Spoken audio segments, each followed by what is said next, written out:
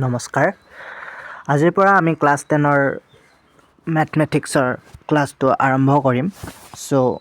পোনপ্ৰথমে আমি বেসিক্সখিনি জানি লম যে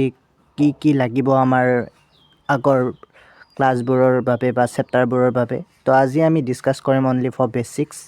যাতে আমি সৰুৰ পৰা যিসকলৰ মেথছৰ ক্লাছ 9ৰো ভালদৰে পঢ়া নাই বা যিসকলে বেসিক্সখিনিও পাহৰি গৈছে তো তেওঁলোকৰ বাবে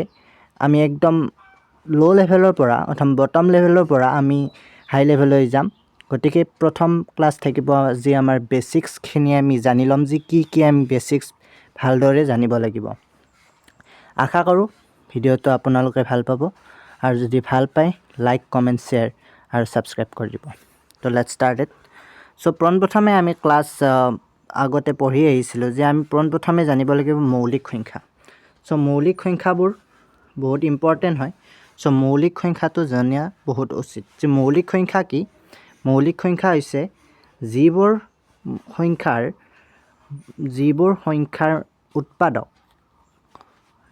সংখ্যাৰ উৎপাদক এক হয় অথবা সংখ্যাটো নিজে হয় অথবা সংখ্যাটো নিজে হয় তো সেইবোৰ সংখ্যাক মৌলিক সংখ্যা বোলে সো এক্সাম্পল 2 3 এইবোৰ হৈছে মৌলিক সংখ্যা কিয় কাৰণ যেতিয়া আমি দুইটোক বিভাজ্য কৰিম অৰ্থাৎ হৰণ কৰিম তো আমাৰ দুটা অপচন থাকে এটা হৈছে 2 *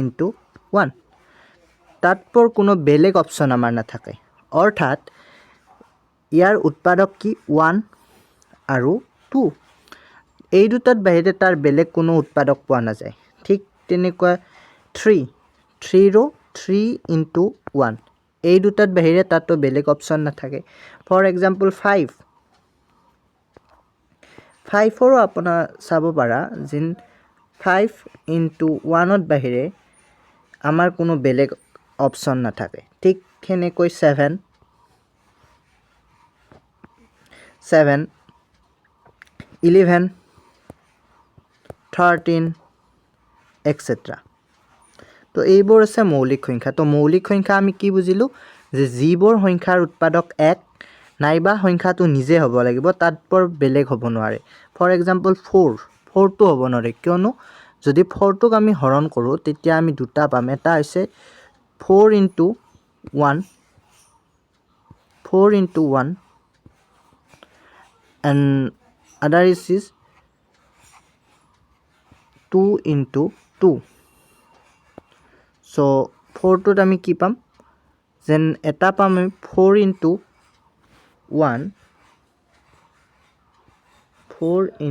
1 আৰু দ্বিতীয়টো কি পাম আমি 2 * 2 so ইয়াত এটাটো আছে 1 ঠিকে আছে নেক্সট নিজেও হৈছে ঠিকে আছে কিন্তু তাত বাহিৰেও দুটা আৰু আহি গৈছে সো এনেকুৱা হ'ব না লাগিব তো মৌলিক সংখ্যা হ'বলৈ হলে প্ৰথম উৎপাদক 1 থাকিব লাগিব আৰু নেক্সটটো সংখ্যাটো নিজে হ'ব লাগিব সো নেক্সট আমি জানিব লাগিব মৌলিক সংখ্যাৰ পিছত আমি জানা উচিত যে আমি ইয়াতে পাম বাস্তৱ সংখ্যা তো বাস্তৱ সংখ্যাবোৰ কি আমি আই থিংক সকলোৱে জানা যে স্বাভাৱিক সংখ্যা থাকে আমাৰ স্বাভাৱিক সংখ্যা থাকিব স্বাভাৱিক সংখ্যা কিবোৰ যিবোৰ সংখ্যা 1 ৰ পৰা আৰম্ভ হয় আৰু যাই থাকে ককলগি ইনফিনিটি লৈ তাৰ পিছত পূৰ্ণ সংখ্যা কিবোৰ পূৰ্ণ সংখ্যা হৈছে যিবোৰ সংখ্যা 0 ৰ পৰা আৰম্ভ হয় 1 2 তেনেকৈ যাই থাকে কলৈ ইনফিনিটি লৈ নেক্সট থাকিব আমাৰ অখণ্ড সংখ্যা কোনবোৰ অখণ্ড সংখ্যা হৈছে -ইনফিনিটি টু +ইনফিনিটি লৈ যাব ইয়াৰ মাজত যেনেকৈ ফৰ এক্সাম্পল আমি সংখ্যা ৰেখা যেতিয়া তোমালোকে পঢ়িছিলা যে সংখ্যা ৰেখাত কি থাকে সো সংখ্যা ৰেখাত যিবোৰ আমি পাইছিলো সংখ্যা ৰেখাডাল যেতিয়া আমি চাম আমি কি লিখিছিলো যে প্লাস টু মাইনাস লিখিছিলো মাজত আমি 0 দিছিলো দেন 1 2 3 ঠিক এনেকৈ 1 -2 -3 তো এই যিডাল আমি আজ দিছিলোঁ ইয়াৰ মিনিং কি ই যাই আছে ইবাগেও ই গৈ আছে ইবাগেও সি গৈ আছে ক'লৈ গৈছে আমি নাজানো তো এই সংখ্যাবোৰক অখণ্ড সংখ্যা বোলে তাৰপিছত আমি পাইছা চাগে যে পৰিমেয় সংখ্যা কি পৰিমেয় সংখ্যা সেইবোৰ যিবোৰ সংখ্যাক আমি p/q আৰ্হিত লিখিব পাৰোঁ পৰিমেয় সংখ্যা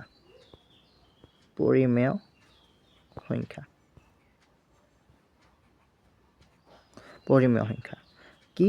যিবোৰ সংখ্যাক আমি p/q আৰ্হিত লিখিব পাৰোঁ আৰু য'ত কি হ'ব লাগিব q ≠ 0 হ'ব লাগিব q টো 0 হ'ব নোৱাৰে তো পৰিমেয় সংখ্যা সেইবোৰ য'ত p/q আৰ্হিত আমি লিখিব পাৰিম কিন্তু q টো আমাৰ কি হ'ব নোৱাৰিব 0 হ'ব নোৱাৰিব এক্সাম্পল যদি আমি চাওঁ যদি কি হ'ব পাৰে 1/2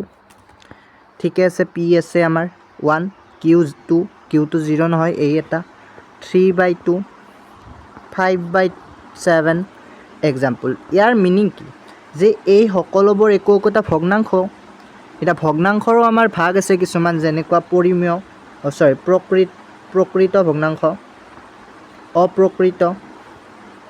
আৰু মিশ্ৰ ভগ্নাংশ তো প্ৰকৃত ভগ্নাংশ কি যিবোৰৰ লবটো সৰু হৰটো ডাঙৰ সেইবোৰ প্ৰকৃত ভগ্নাংশ অপ্ৰকৃত কি যিবোৰৰ লবটো ডাঙৰ হৰটো সৰু সেইবোৰ অপ্ৰকৃত ভগ্নাংশ আকৌ মিশ্ৰ ভগ্নাংশ কি যদি ইয়াতে এটা আমি পূৰ্ণ সংখ্যা লগাই দিওঁ তো সাপোজ এটা আমি গোটা সংখ্যা 5 লগাই দিলোঁ তো 5 সমস্ত 2/1টো কি হ'ব এটা মিশ্ৰ ভগ্নাংশ হৈ যাব তো এইটো আছিল ভগ্নাংশ তো পৰিমেয় সংখ্যা এক প্ৰকাৰৰ ভগ্নাংশ হয় তাৰপিছত আমি জানো যে নাও অখণ্ড সংখ্যা কি বাস্তৱ সংখ্যা কি তো বাস্তৱ সংখ্যা হৈছে এই সকলোবোৰ সংখ্যা অৰ্থাৎ সকলোবোৰ কি বাস্তৱ হ'ব লাগিলে এই সকলোবোৰ সংখ্যা লগ হৈ বাস্তৱ সংখ্যা বুজায় ফৰ এক্সাম্পল স্বাভাৱিক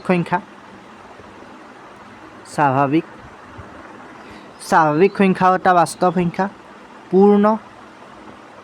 পূৰ্ণ সংখ্যা তাৰপিছত অখণ্ড সংখ্যা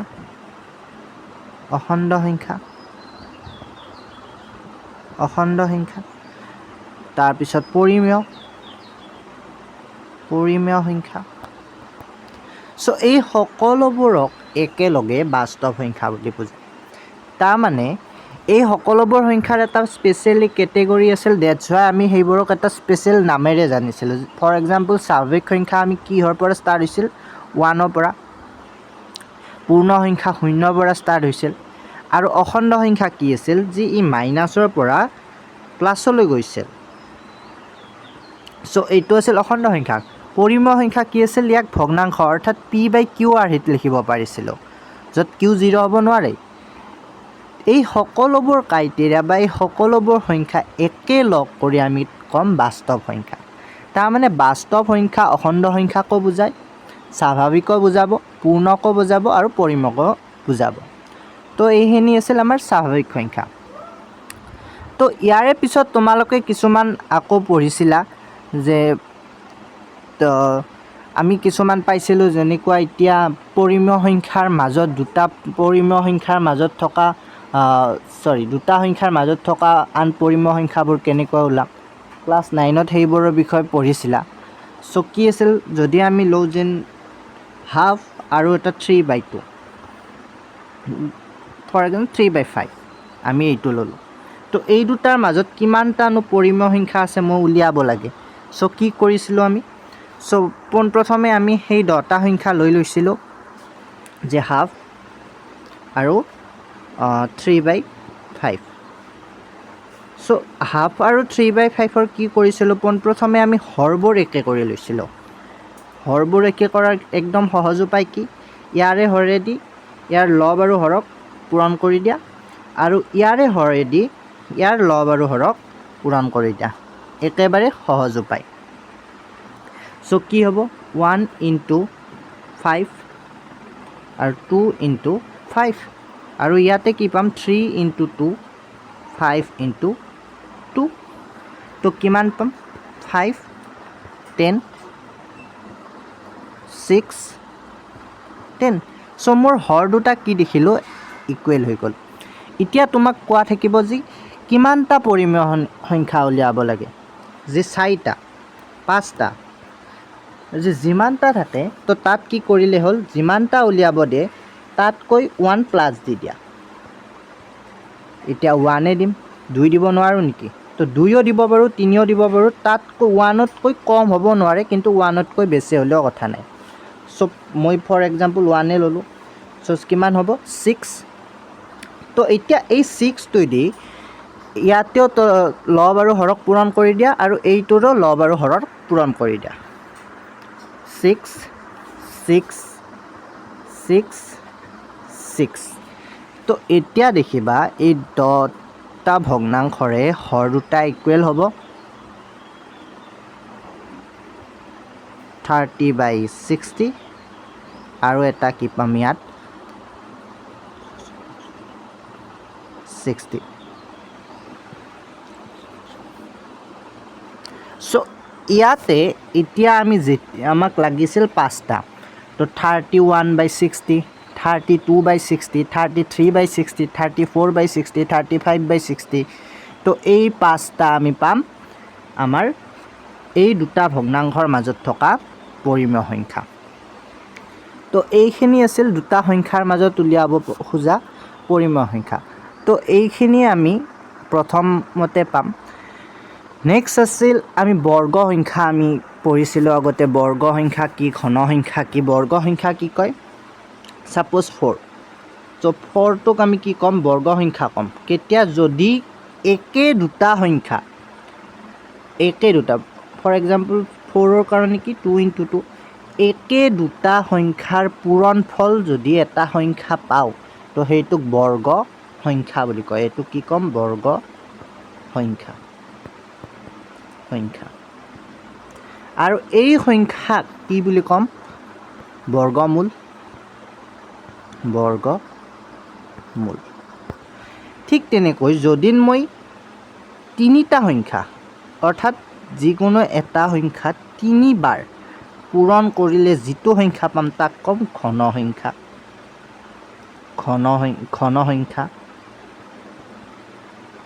ঘন মানে 3 এটা সংখ্যাই তিনিবাৰ পূৰণ হ'ব লাগে আৰু ইয়াকে কি ক'ম ঘনমূল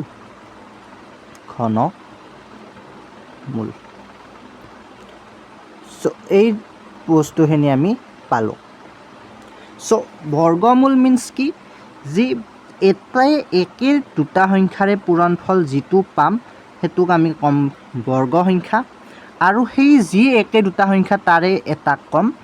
যি বৰ্গমূল বুলি ক'ম সেইকেইটাক আৰু ইয়াতে যেতিয়া আমি ৰুট লগাই দিম বৰ্গ সংখ্যা উলিয়াৰ কাৰণে কি ইউজ কৰোঁ ৰুট চিন এই ৰুট চিনডাল ব্যৱহাৰ কৰোঁ আৰু ইয়াৰ বাহিৰত অহা বৰ্গ সংখ্যাটো বৰ্গমূলটো অৰ্থাৎ কি হ'ব আমাৰ অনলি 2